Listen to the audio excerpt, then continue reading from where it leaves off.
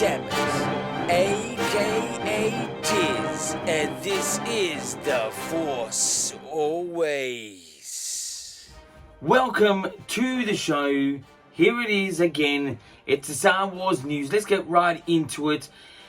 So, Star Wars news this time around, I should say. Star Wars Celebration in Anaheim. Tickets are now on sale. They could have been sold out by now. I'm unsure. But this, yes, later in the show, I'll give you some, interviews, 2Q thoughts on Celebration. But they are on sale. Star Wars Celebration in Anaheim 2022 is coming real soon. To more news.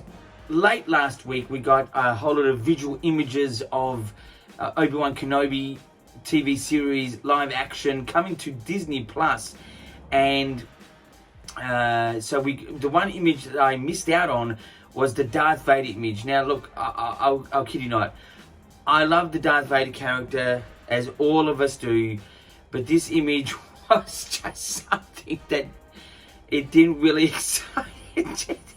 It didn't excite me. It was great. It was sort of like the 1980s coming and sort of Rogue One coming back again. It was just another image.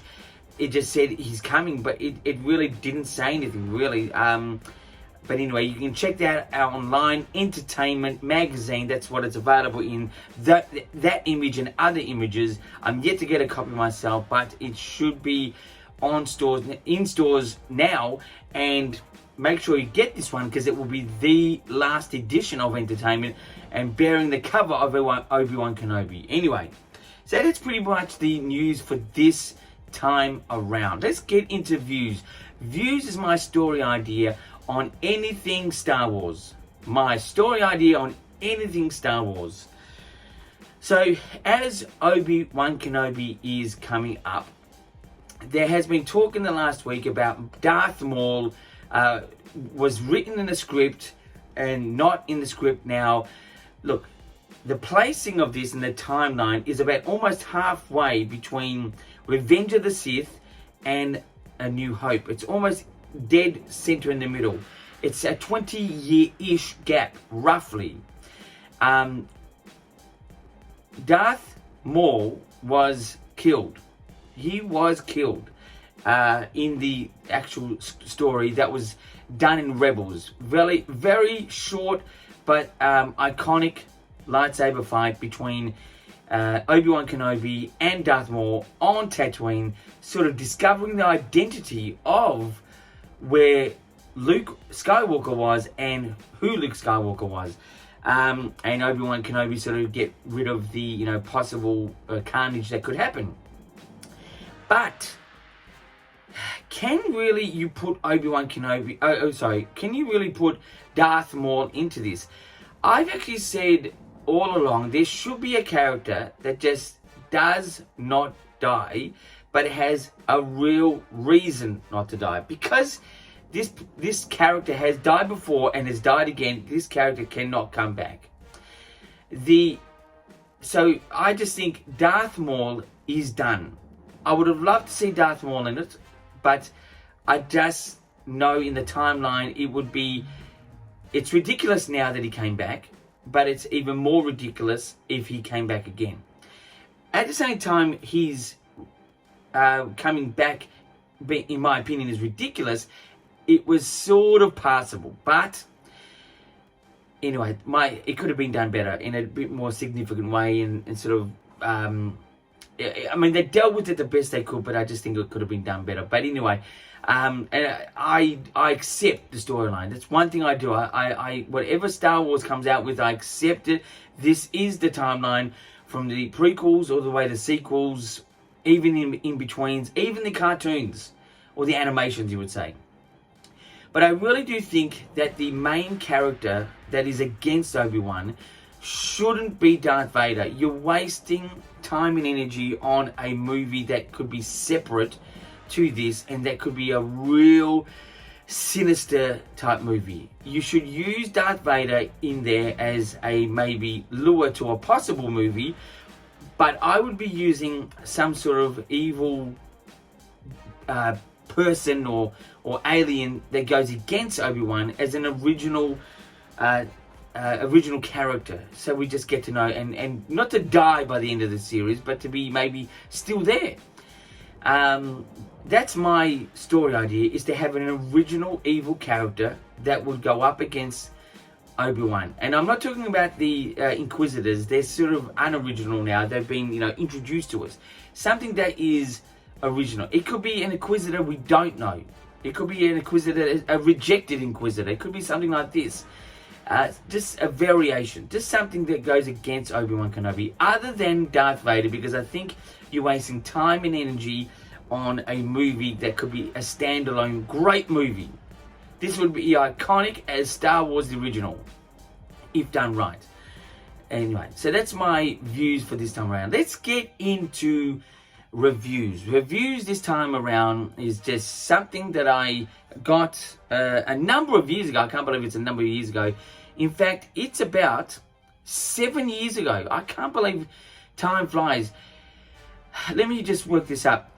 The last time Star Wars fans were excited and united that I really got a sense of, especially being around them, was in Star Wars Celebration in Orlando.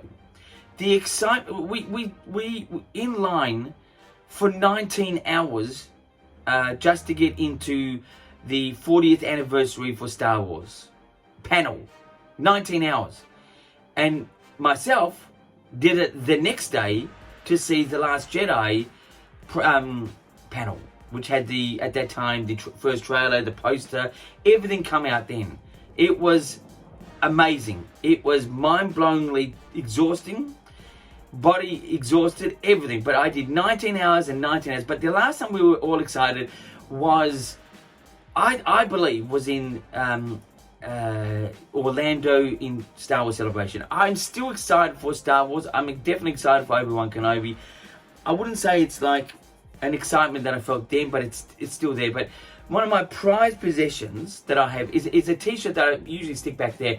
That's actually the Star Wars Celebration Chicago that you've got in a pack. This one, even though it's just your basic logo on the t-shirt, this to me, this is my gang, my Star Wars gang t-shirt. If there was a gang, Star Wars had a gang, this is the t-shirt. I love this t-shirt. It's iconic. Look, 2017, sorry, that's 5 years ago, sorry. And this here, I give a 10 out of 10. I really sought this one out. They were available to a point. You got this in the Star Wars shop, which is the worst part of Star Wars Celebration. I highly suggest do not wait in line for that thing. It's just overrated, and you just wait for too long to get into things that are too little. You think you're going to get great exclusive stuff. There's some things, but not a great lot of deal. The actual Star Wars store, floor, all the little shops and that's the best part. But anyway, so this gets a 10 out of 10. The Star Wars Orlando Celebration 2017 t-shirt, and that's a 10 out of 10 for me. So that's my review for this time around. Let's get into interviews. Interviews is 2 questions we'll ask myself for you guys out there. First question is, with Star Wars Celebration in Anaheim coming up, what are we really looking forward to? Man, I really want to go to Star Wars Celebration in Anaheim. I won't. I have different commitments in life at the moment. I have family to consider. Back then when I was in Orlando, I was single. Then by Chicago, I was on my honeymoon, in a funny way of putting it. That's a long story. But anyway, so there's nothing actually to look forward to besides a surprise or surprises that would be in the form of a theatrical release.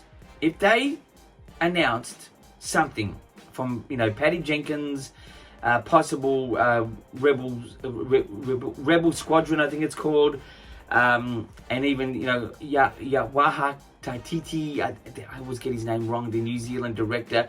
If they were to, show us or reveal something other than just a title and just something visual, something, in movement, in like a teaser trailer from that is what I'm looking forward to. But there's actually nothing on the agenda that I can think of.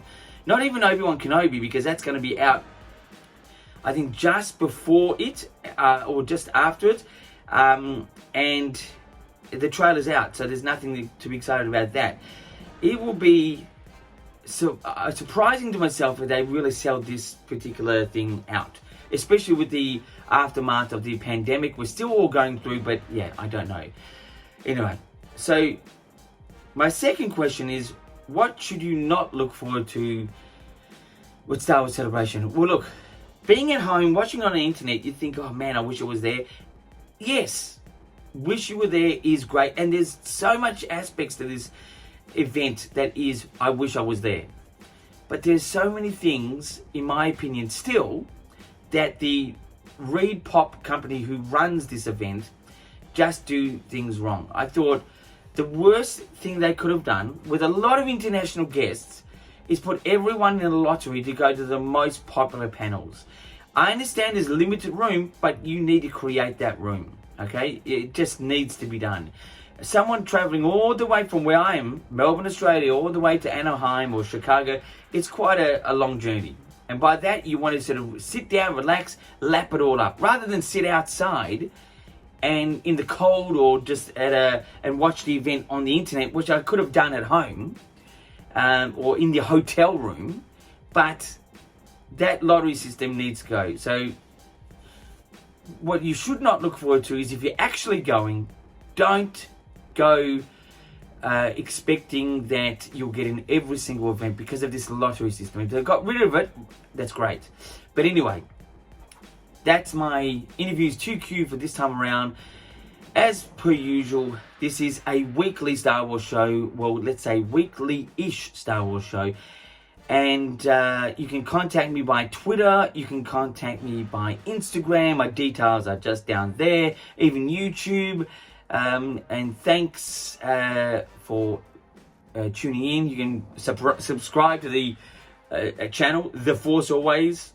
Press notifications if you like. It's up to you. And until next time, my friends, keep rocking.